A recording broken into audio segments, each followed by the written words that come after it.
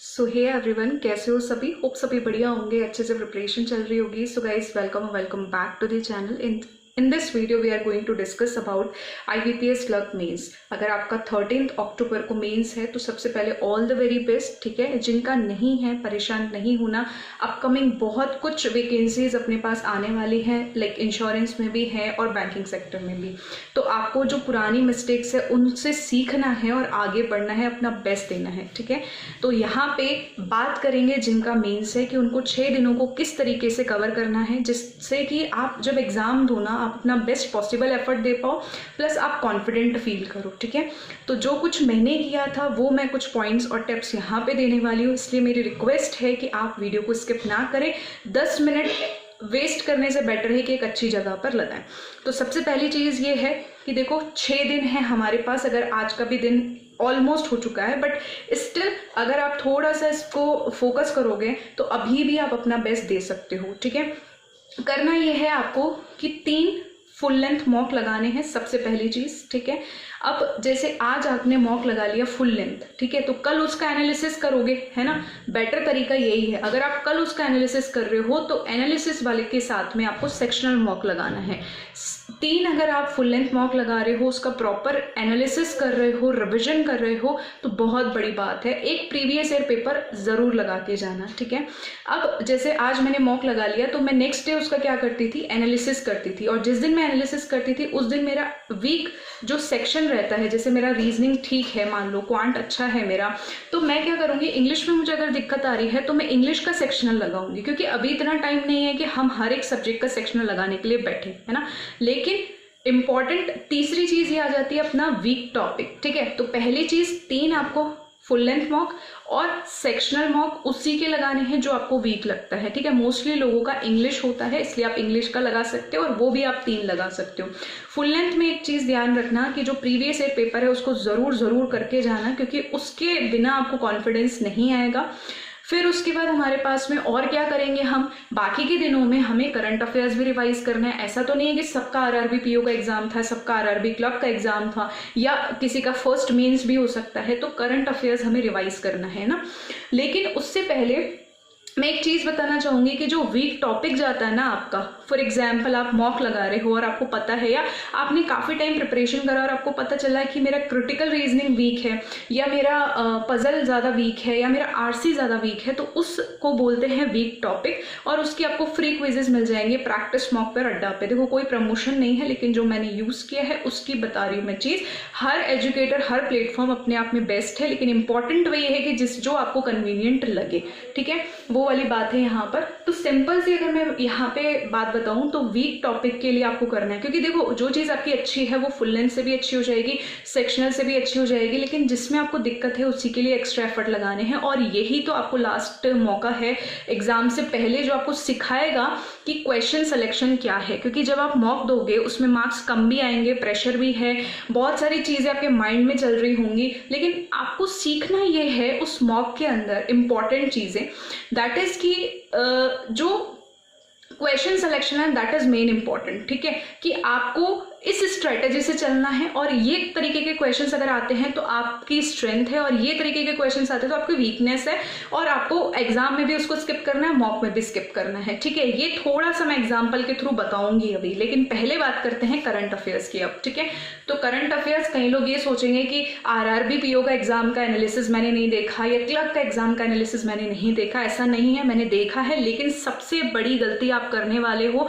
अगर RRB के exam को कंपेयर कर रहे हो IBPS और SBI से। ठीक है, RRB के एग्जाम में ऐसा नहीं कि पहली बार जी ऐसा आया है, हमेशा से अगर आप लास्ट 3-4 इयर्स का डेटा उठा के देखोगे तो हमेशा से ऐसा ही हुआ है उसके अंदर। ठीक है, हाँ GA सेक्शन में वहां खेला जाता है, लेकिन अपना जो IBPS है उसके लास्ट 3 इयर्स का एक्सपीरियंस मैं बता रही हूँ। इस बार एग्जामिनर खेल जाए तो वो एक अलग बात है, लेकिन जो चीज मैंने देखी है उसमें इतना फ्लक्चुएशंस नहीं आएगा। GA और इंग्लिश आप बहुत बेहतर बना पाते हो। अभी जो IBPS क्लर्क या PO के अंदर खेला गया है ना, वो खेला गया है रीजनिंग और क्वांट के अंदर। ठीक है, मेनली। ठीक है, लेकिन ये नहीं है कि आपको मेंटली प्रिपेयर होके नहीं जाना, आप पहले से एक्सपीरियंस उठा चुके हो बहुत अच्छी बात है, नहीं उठा चुके हो फर्स्ट टाइम है तब भी मेंटली प्रिपेयर रहो, क्योंकि कुछ क्वेश्चंस आपको ऐसे मिलेंगे जीए के अंदर भी कि आप अपना बेस्ट दे के आ सको। उस क्वेश्चन को तो आप अच्छे से करोगे क्योंकि एग्जामिनर चाहता है कि आप कुछ मार्क्स गेन करो और ऑटोमेटिकली उस सेक्शन की कट ऑफ कम चली जाती है अगर मॉडरेट है तो पहले तो इस मिथ को दिमाग से आपको निकाल देना है ना। और दूसरी चीज 3 से 4 महीने जो पिछले हैं आपके एग्जाम के उसको बस अच्छे से रिवाइज करो, जो भी आपने सोर्स यूज किया है उसको, ठीक है। और क्विजेज अपने प्लेटफॉर्म में टेलीग्राम में होती हैं, जुड़े नहीं हो तो जुड़ जाना, लिंक डिस्क्रिप्शन में है। और या फिर जिस भी प्लेटफॉर्म को पढ़ते हो उसकी भी अगर क्विज अवेलेबल है तो वो भी दो, ठीक है। कोई प्रमोशन नहीं कर रही हूँ मैं यहाँ पे, बस आपको एक रास्ता दे रही हूँ, एक सुविधा दे रही हूँ ताकि आप लास्ट मोमेंट के पैनिकनेस से बचो, क्योंकि सर्चिंग में अब ज़्यादा वेस्ट नहीं होना चाहिए टाइम अपना, ठीक है। तो ये वाली चीज़ हो गई अपनी करंट अफेयर्स की।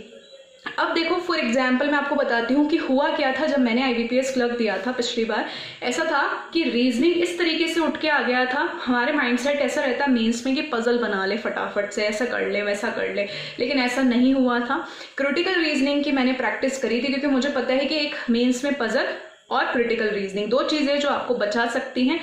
पजल टफर साइड पे आ गई तो क्रिटिकल रीजनिंग इजी रहेगी। तो क्वेश्चन सिलेक्शन आपको ऐसे करना है कि जब भी आप मॉक दो तो आपको ये देखना है कि आप रियल एग्जाम दे रहे हो, ठीक है।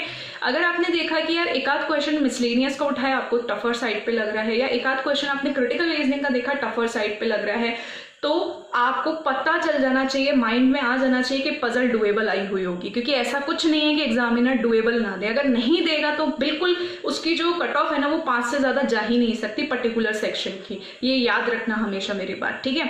तो मैंने ऐसा किया था कि मेरे को देखते ही पता चल गया था, हालांकि मैंने पजल भी बनाई थी और क्रिटिकल रीजनिंग भी by the grace of God करी थी, है ना, जिससे बच्चों के 12-15 मार्क्स करीबन आ गए थे उसके अंदर जिन्होंने भी इस तरीके से किया था। बट मोस्टली कैंडिडेट्स पजल्स नहीं बना पाए थे उसमें ना, तो मेरा स्ट्रेटेजी उधर वहां ऐसा गया था। सेम क्वांट में हो सकता है कि DI अगर आपको ज्यादा लॉजिकल लग रही है या DI में ऐसा लग रहा है कि नहीं बन पा रही है, या डेटा सफिशिएंसी के क्वेश्चंस आपसे नहीं बन पा रहे, Q1 Q2 नहीं बन पा रहा, तो डेफिनेटली अर्थमेटिक आपको बचाएगा, सेवियर है वो आपका। इसलिए आप अभी अर्थमेटिक के क्विजेस की प्रैक्टिस कर सकते हो। ऐसा नहीं है पजल छोड़ देना, ऐसा नहीं है DI छोड़ देना, सब कुछ करो, जितना आपको आता है उसका प्रैक्टिस करो, लेकिन जो वीक सबसे ज्यादा ना उस पर एफर्ट लगाओ। 6 दिन में अगर आपने 6 क्विजेस भी किसी टॉपिक की करी हैं, दैट मीन्स कि आप उन लोगों से आगे हो जो बस नॉर्मल चीजें करके जा रहे हैं, ये ध्यान रखना, ठीक है। इंग्लिश के अंदर आपको रीडिंग बिल्कुल नहीं छोड़नी है। आप एक एडिटोरियल करो, किसी भी एजुकेटर से करो, खुद से पढ़ो, लेकिन उसकी वोकैब और उसकी रीडिंग जरूर करना, क्योंकि उससे एक माइंड में साइकोलॉजी बनती है कि आपको इंग्लिश आती है, और वही साइकोलॉजी वही कॉन्फिडेंस बहुत ज्यादा इंपॉर्टेंट है हमारे लिए, ठीक है, एग्जाम क्रैक करने के लिए। अब इंग्लिश में ऐसा हो सकता है कि न्यू पैटर्न ऐसा कुछ नहीं आता है, लेकिन ये हो गया कि 2 टॉपिक्स को उन्होंने कंबाइन कर दिया, जैसे एरर को और फिलर्स को उन्होंने कंबाइन करके दे दिया, स्टार्टर्स कनेक्टर्स में उन्होंने एरर वाली चीजें डाल दी, तो इससे ज्यादा कुछ न्यू पैटर्न नहीं मिलता। RC ज्यादा आएंगे, ठीक है, जैसे कि एक छोटा सा RC दे दिया, उसमें पूछ लेंगे पर्टिकुलरली कि भाई इसकी टोन में भी टोन आ जाए कि टोन क्या है, या फिर आपको इसके पर्टिकुलर जो पर्सन है उसकी थॉट प्रोसेस क्या लगी, इस तरीके के क्वेश्चंस RC छोटे छोटे ज्यादा आते हैं। IBPS की पैटर्न बता रही हूँ मैं यहाँ पे। तो करंट अफेयर्स को अगर आप RRB से कंपेयर कर रहे हो तो दैट इज योर फॉल्ट, ठीक है, ऐसा नहीं करना है आपको। हाँ, ये सारी स्ट्रेटेजी आपकी तभी काम आएगी जब आपने अच्छे से प्रिपेयर करा है। अगर ये चीज आपने नहीं करी है, प्रिपरेशन नहीं है, तो फिर आप किसी को दोष नहीं दे सकते, ये मैं आपको लिख के दे सकती हूँ, ठीक है। तो पहली चीज ये वही बच्चा कर पाएगा जिसकी प्रिपरेशन अच्छी है, ठीक है। अब अच्छी कैसे है कि अपने को खुद ही पता चलेगा, अपना मन जानता है। मैंने क्या बोला था लास्ट वीडियो में कि अपने आप के साथ ऑनेस्ट रहो। अगर आप अपने आप के साथ ऑनेस्ट नहीं हो ना तो आई एम डैम श्योर कि आपको काफी परेशानी आएगी, है ना। तो अपने गट फीलिंग जो आपको कह रही है ना कि आपको इस आदत को सुधारना है, तो उसको अभी टाइम है, अभी मौका है, उसको सुधार लो, वरना बाद में पछताना पड़ेगा, है ना। अब ये कई लोगों को ज्ञान लग रहा होगा, लेकिन कोई बात नहीं है, मैंने पहले भी बहुत सारी चीजें आपको समझाई है, अभी भी समझाऊंगी और आगे भी समझाऊंगी, जब तक आप पूरी तरीके से समझ के सही रास्ते पे नहीं आ जाते, ठीक है।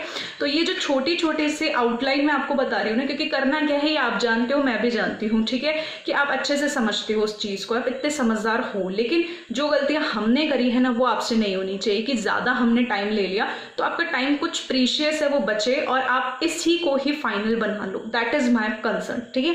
तो सिंपल सी बात है कि अपना ये कुछ चीजें हो जाएंगी, क्योंकि इसके अलावा कुछ करने के लिए नहीं है ना। और जितने भी आपने एग्जाम दिए हैं ना उनको अपनी स्ट्रेंथ समझो, है ना। आप ये देखो कि आपने उसमें क्या क्या गलतियां करी थी जो आपको नहीं दोहरानी है ना। और जो जो चीज़ आपने सीखी है वो आपको इस एग्जाम में नहीं दोहरानी है, जैसे कि आप फिर से ब्लंडर कर दो, है ना। लेकिन वही है कि आपका नहीं हुआ, आरआरबी में ऐसा हुआ था, इसमें मैं नहीं कर सकता, इसमें मैं नहीं कर सकती, तो ये चीज़ें दिमाग से आउट कर दो। और जीए के लिए मैं स्पेशली आपको बोल रही हूँ, जीए इज द मोस्ट थिंग कि जो आपका सेवियर हो सकता है ना। अब लास्टली एक चीज़ ये होती है कि आपको अपना माइंडसेट बहुत प्रिपेयर रखना है कि मैंने ये बात बोली, है ना, लेकिन हो सकता है कि भगवान ना करे अपना एग्जामिनर ने जीए में खेल गया फिर से, है ना। तो उस केस में आपको क्या होगा कि आपका अगर थॉट प्रोसेस था, आप तैयार थे पहले से कि हाँ कोई बात नहीं, मैम ने ये चीज़ बताई थी कि अपने आप को बस स्ट्रांग रखना, वीक मत होने देना, उसमें कुछ क्वेश्चंस मिल जाएंगे जो आपकी सेक्शनल क्लियर करवा देंगे, क्योंकि अगर वो चीज़ आपके लिए टफ है तो वो सभी के लिए टफ होगी। दैट इज माई कंसर्न, ठीक है। तो अपना जो क्वेश्चन सिलेक्शन है ना वो आपको कॉन्फिडेंस देगा, और लास्ट के मॉक के मार्क कोई आपके देखने नहीं आने वाला, आपने उसको सबमिट करके दिया हो या कैसे भी दिया हो, लेकिन एक मॉक अच्छे से ज़रूर देना, प्रीवियस ईयर पेपर ज़रूर देखना, है ना। और कोई भी आइडिया अपने माइंड के अंदर बना के मत जाना, नहीं तो उससे क्या होता है, पेपर में मान लो आप सोच गए इंग्लिश इजी आएगा और इंग्लिश में खेल गया, तब आप क्या करोगे। तो पेपर करते करते आपको समझ आएगी वो चीज़। आरसी अगर टफ लग रहा है तो ध्यान रखना मिसलेनियस पोर्शन आपका इजी आएगा, और अगर मिसलेनियस आपको टफ लग रहा है तो आरसी 100% आपको 20-22 मार्क्स दे के जाएगा इंग्लिश के अंदर। तो ये अपनी स्ट्रेटेजी है, ये अपनी माइंडसेट है ना। ये अगर अपन ने कर लिया है तो फिर अपनी बहुत अपन ने बेस्ट देखे आए हैं अपन। दैट इज माई कंसर्न, ठीक है। और कुछ भी आपको परेशान नहीं होना है किसी भी चीज़ को लेकर के। अब अपना एक प्लान बना लो 6 दिनों का, उस अकॉर्डिंग आपको प्रिपरेशन करनी है।